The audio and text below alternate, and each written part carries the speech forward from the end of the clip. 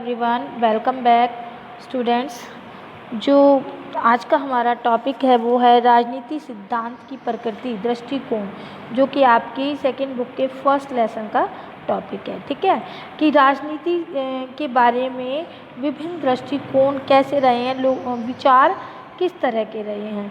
तो इनको तीन भागों में बांटा गया। तीन मुख्य दृष्टिकोण हैं। पहला है प्राचीन यूनानी दृष्टिकोण, दूसरा है परंपरागत दृष्टिकोण, तीसरा है आधुनिक। प्राचीन यूनानी दृष्टिकोण की विशेषताएं। पहला है नगर राज्यों से संबंधित। प्राचीन यूनानी दृष्टिकोण नगर राज्यों को राजनीति के अध्ययन का मुख्य विषय मानता है। नगर राज्यों का आकार क्या था, उस समय छोटा छोटा होता था और जनसंख्या भी बहुत सीमित थी, परंतु नगर राज्य आत्मनिर्भर और स्वतंत्र होते थे। और इस नगर राज्य का मुख्य उद्देश्य क्या था, लोगों को अच्छा जीवन प्रदान करना। दूसरा है सामुदायिक जीवन में भाग लेना जरूरी। यूनानी विचारकों के अनुसार प्रत्येक नागरिकों के लिए राजनीति में भाग लेना बहुत जरूरी है।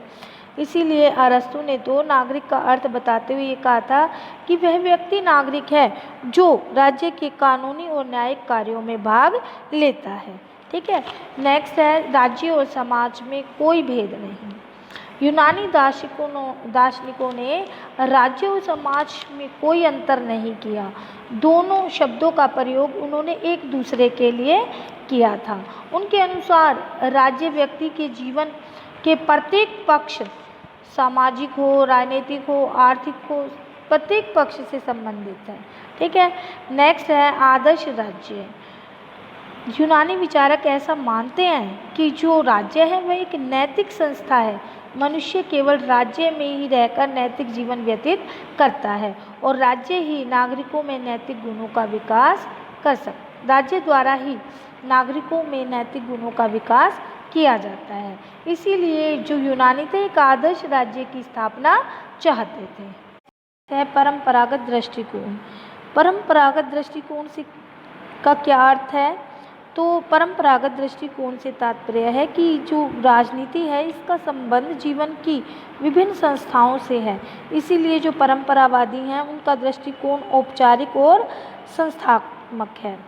उन्होंने अपने अध्ययन क्षेत्र को संस्थाओं के अध्ययन तक ही सीमित रखा है। उन्होंने राजनीति को राजनीति शास्त्र कहना अधिक उचित समझा है। और इस दृष्टिकोण के मुख्य समर्थक कौन है, प्लेटो, हॉब्स और रूसो। ठीक है, उन्होंने क्या किया है, उन्होंने राजनीति विज्ञान को केवल राज्यों से संबंधित माना है। उनके अध्ययन का आधार क्या है, केवल राज्य है और राज्य ही राजनीति विज्ञान का केंद्र बिंदु है।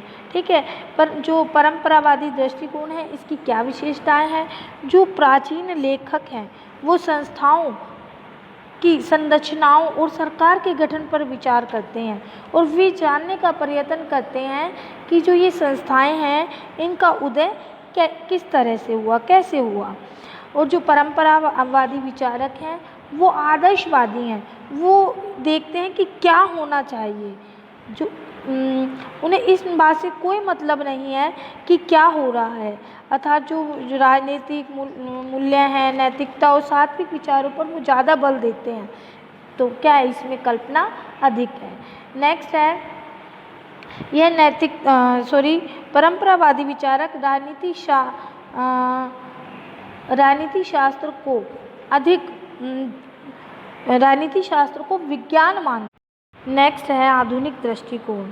आधुनिक दृष्टिकोण क्या है बच्चों, जिस तरह से परंपरावादी और उदारवादियों ने राजनीति के अध्ययन को केवल राज्य और सरकार और कानून तक ही सीमित रखा और राजनीति को केवल औपचारिक माना, लेकिन जो आधुनिक दृष्टिकोण है इसने राजनीति को औपचारिक संस्थाओं के अध्ययन से मुक्त करने का प्रयत्न किया। आधुनिक विचारधारा के अनुसार राजनीति में औपचारिक संस्थाओं की अपेक्षा अनौपचारिक संस्थाओं का अध्ययन किया जाता है। ठीक है, उनका कहना है कि जो ये संस्थाएं विधानमंडल, कार्यपालिका, न्यायपालिका स्वयं कोई कार्य नहीं कर सकती हैं। ये संस्थाएं किस प्रकार से कार्य करती हैं, इन्हें कौन लोग चलाते हैं या देश की सामाजिक आर्थिक स्थिति कैसी है, इन सब का अध्ययन राजनीति में किया जाता है। ठीक है, ये किसके विचार हैं, आधुनिक दृष्टिकोण है। ठीक है, इसकी जो विशेषताएं हैं वो कौन सी हैं? पहला है सीमित साधनों का आवंटन राजनीति है। इसका अर्थ ये है कि जो राजनीति का संबंध मूल्यों के आधिकारिक आवंटन से है। जैसे समाज में मूल्य कौन से? भौतिक साधन जैसे सुख सुविधाएं हैं, लाभकारी पद हैं, राजनीतिक पद आदि तक सीमित है।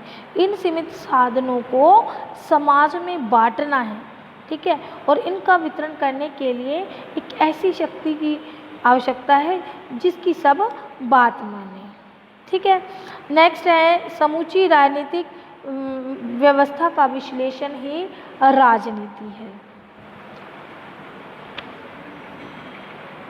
जो आधुनिक विचारक हैं वो न केवल राज्य और शासन का अध्ययन करते हैं बल्कि उन सभी पहलुओं का अध्ययन करते हैं जिनका संबंध प्रत्यक्ष या अप्रत्यक्ष रूप से राज्य व शासन से होता है। अर्थात वे पूरे समुदाय, समाज, संगठन, दबाव, समूहित समूह आदि का अध्ययन करते हैं। और ये भी कहा जा सकता है कि आधुनिक लेखक राजनीति में समूची राजनीतिक व्यवस्था को सम्मिलित करते हैं। नेक्स्ट है राजनीतिक शक्ति का अध्ययन है। जो आधुनिक लेखक हैं उन्होंने राजनीति के शक्ति के अध्ययन में अधिक रुचि प्रकट की है। उन्होंने राजनीति को शक्ति के लिए संघर्ष कहा है।